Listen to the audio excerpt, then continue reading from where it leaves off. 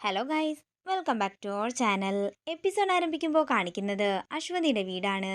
വനജ ചെയ്തു വെച്ചിരിക്കുന്ന വിവാഹത്തിന്റെ ഒരുക്കങ്ങളെല്ലാം കണ്ട് സന്തോഷത്തോടെ നിൽക്കുകയാണ് ജയേഷും അമ്മയും. അതേസമയം വനജ അങ്ങോട്ടേക്ക് ചെല്ലുകയാണ്. അതേസമയം അങ്ങോട്ടേക്ക് വരുന്ന അശ്വതി വിവാഹത്തിന്റെ ഒരുക്കങ്ങളെല്ലാം കണ്ട് ഞെട്ടലോടെ നിൽക്കുന്നു. നിന്റെ കഴുത്തില് ജയേഷ് ഇവിടെ വെച്ച് താലി കെട്ടാൻ പോവുകയാണ്. അതിനുള്ള ഒരുക്കങ്ങളാണ് ഇതൊക്കെ. അതുകൊണ്ടാ നിന്നോട് രാവിലെ തന്നെ കുളിച്ച് റെഡിയാകാൻ പറഞ്ഞത്. എന്താണെങ്കിലും ഇപ്പോ ഇത്രയും ഒരുക്കങ്ങളൊക്കെ മതി. അമ്മ എന്താ ഈ പറയുന്നതെന്ന് അശ്വതി ചോദിക്കുമ്പോ ജയേഷിന്റെ അമ്മ പറയുകയാണ്, അങ്ങനെ കുറെ ആളുകളെയൊക്കെ വിളിച്ചു വരുത്തി ആഡംബരത്തോടെ വിവാഹം വേണമെന്ന് ഞങ്ങൾക്കുമില്ലായിരുന്നു. പിന്നെ നിങ്ങളുടെ ഈ സ്ഥിതിയും. ഇത് കേൾക്കുന്ന അശ്വതി പറയുകയാണ്, അമ്മേ, എന്റെ അനുവാദം പോലും ഇല്ലാതെ. അനുവാദമോ? ഇതിനെന്തിനാ നിന്റെ അനുവാദം? ഈ കുഞ്ഞുൾപ്പെടെ ഇവിടെ എല്ലാവരും മുങ്ങിച്ചാകാൻ പോവുകയാണ്. ആകെയുള്ളൊരു കച്ചിത്തുരുമ്പാണ് ഈ വിവാഹം. കിട്ടിയ കച്ചിത്തുരുമ്പിൽ പിടിച്ച് ജീവിതം രക്ഷപ്പെടുത്താൻ നോക്ക്. അമ്മേ, ഞാനിതിന് സമ്മതിക്കില്ല. എന്നെക്കൊണ്ട് പറ്റില്ലെന്ന് അശ്വതി ദേഷ്യത്തോടെ പറയുമ്പോ വനജ പറയുകയാണ്, പറ്റില്ലെങ്കിൽ ഈ നിമിഷം ഈ കുഞ്ഞിനെയും കൊണ്ട് ഇവിടെ നിന്ന് ഇറങ്ങേണ്ടി വരും. ഈ കൊച്ചിനെയും കൊണ്ട് എവിടെ പോകാനാ? നീ എന്തെങ്കിലും വഴി കണ്ടുവച്ചിട്ടുണ്ടോ? ജയേഷേ, നീ താലിയെടുക്ക്. താലി കിട്ടി നടക്കട്ടെ. ഇത് കേൾക്കുന്ന അശ്വതി വീണ്ടും ദേഷ്യത്തോടെ പറയുകയാണ്, പറ്റില്ലെന്ന് പറഞ്ഞാൽ പറ്റില്ല. ഇത് കേൾക്കുന്ന വനജയും ദേഷ്യത്തോടെ പറയുകയാണ്, ഞാൻ ജീവനോടെ ഉണ്ടെങ്കിൽ ഈ നിമിഷം ഇവിടെ വെച്ച് ജയേഷ് നിന്റെ കഴുത്തിൽ താലി കെട്ടിയിരിക്കും. ഞാൻ സമ്മതിക്കില്ലെന്ന് അശ്വതി പറയുമ്പോ നിന്റെ സമ്മതം ആർക്ക് വേണമെന്ന് വനജ ചോദിക്കുന്നു. തുടർന്ന് അവിടെ നിന്ന് പൊട്ടിക്കരയുന്ന അശ്വതിയെ ആശ്വസിപ്പിക്കുകയാണ് ശ്രീകുട്ടി. തുടർന്ന് വനജ ശ്രീകുട്ടിയെ പിടിച്ചു മാറ്റാൻ ശ്രമിക്കുമ്പോ ശ്രീകുട്ടി പറയുകയാണ്, ഇല്ല, ഈ ജയേഷ് അമ്മയെ വിവാഹം കഴിക്കാൻ ഞാൻ സമ്മതിക്കില്ല. അമ്മയുടെ കഴുത്തിൽ അരുണങ്ങള് താലി കിട്ടിയാ മതി. ഈ കൊച്ച് വലിയ ശല്യമായല്ലോ ജയേഷെ, ഇതിനെ പിടിച്ചുവല്ലോ മുറിയിലും ഇട്ടടയ്ക്കാൻ ജയേഷിന്റെ അമ്മ പറയുകയാണ്. ഇത് കേൾക്കുന്ന ജയേഷ് ശ്രീകുട്ടിയെ പിടിച്ച് മുറിയിലിട്ട് പൂട്ടുകയാണ്. അതേസമയം മോളുടെ അടുത്തേക്ക് പോകാൻ അശ്വതി ബഹളം വെക്കുമ്പോ അശ്വതിയെ പിടിച്ചു നിർത്തുകയാണ് വനജ. പിന്നീട് കാണിക്കുന്നത് നിലവിളക്ക് കത്തിച്ചതിന് ശേഷം വനജ അശ്വതിയോട് മണ്ഡപത്തിലേക്ക് കയറിയിരിക്കാൻ പറയുന്നതാണ്.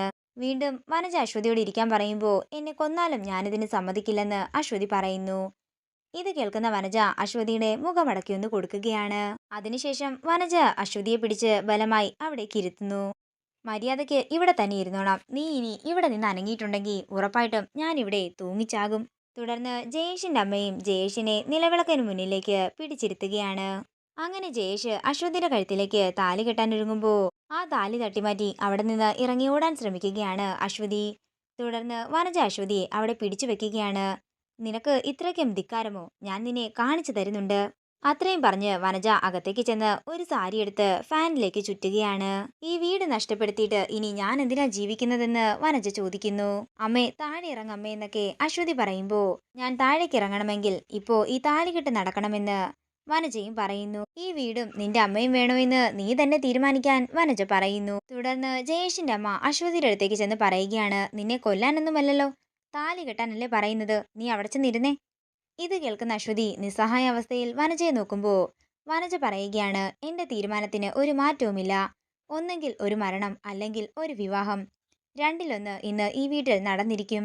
തുടർന്ന് വനജ കണ്ണു കാണിക്കുമ്പോ ജയേഷിന്റെ അമ്മ അശ്വതിയെ വിളിച്ചുകൊണ്ടുപോയി നിലവിളക്കിന് മുന്നിൽ ഇരുത്തുകയാണ്. ഒരു ജീവച്ഛവം പോലെ കരഞ്ഞുകൊണ്ട് നിലവിളക്കിന് മുന്നിൽ അശ്വതി ഇരിക്കുമ്പോ ഇത് കണ്ട് സന്തോഷത്തോടെ ഇരിക്കുകയാണ് ജയേഷ്. അങ്ങനെ ജയേഷിനോട് ജയേഷിന്റെ അമ്മ താലി കെട്ടാൻ പറയുന്നു. ജയേഷ് അശ്വതിയുടെ കഴുത്തിലേക്ക് താലി കെട്ടാൻ ഒരുങ്ങുമ്പോ ശ്യാമയും അഖിലും അങ്ങോട്ടേക്ക് വരികയാണ്. തുടർന്ന് ശ്യാമ ജയേഷിന്റെ കയ്യിൽ നിന്നും താലി തട്ടിപ്പറിക്കുന്നു. താലി കെട്ടാൻ വരട്ടെ എന്ന് ശ്യാമ പറയുമ്പോ ജയേഷ് ശ്യാമയ്ക്ക് നേരെ പാഞ്ഞെടുക്കുകയാണ്. കയ്യാങ്കളിയൊന്നും വേണ്ട, മര്യാദയ്ക്ക് നിന്നോളാൻ അഖില് പറയുമ്പോ ജയേഷിന്റെ അമ്മ വനജയെ കണ്ണു കാണിക്കുകയാണ്. ഇത് കാണുന്ന വനജ തൂങ്ങിച്ചാകാൻ ഒരുങ്ങുന്നു.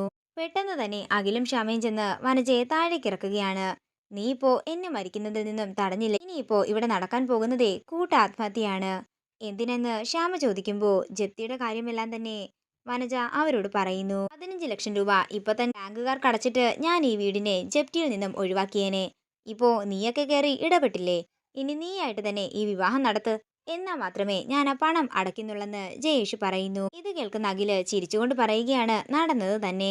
സസ്പെൻഷനായിട്ടുള്ള SIയെ അധികം ചീറിപ്പായാനൊന്നും നിൽക്കണ്ട. ആദ്യം IG-യുടെ കാല് പിടിച്ച് എങ്ങനെയെങ്കിലും സർവീസിലേക്ക് തിരിച്ചു കയറാൻ നോക്ക്. ഇറങ്ങിപ്പോകാൻ നോക്കാൻ ജയേഷിനോട് അഖില് പറയുമ്പോ എന്നോട് ഇറങ്ങാൻ പറയാൻ നിനക്ക് എന്തധികാരമാ ഇവിടെയുള്ളതെന്ന് ജയേഷ് ചോദിക്കുന്നു. അതെ, എന്റെ ഏട്ടൻ താലി കെട്ടിയ എന്റെ ഏട്ടന്റെ ഭാര്യയായി ഇവിടെ നിൽക്കുന്നത്. ഇത് കേൾക്കുന്ന വനജ ദേഷ്യത്തോടെ അഖിലിന്റെ അടുത്തേക്ക് ചെന്ന് ചോദിക്കുകയാണ്. എന്നിട്ട് ഇതൊന്നും ഞങ്ങളുടെ ബാങ്കിന്റെ ജപ്തി നടപടി വന്നപ്പോ കണ്ടില്ലല്ലോ.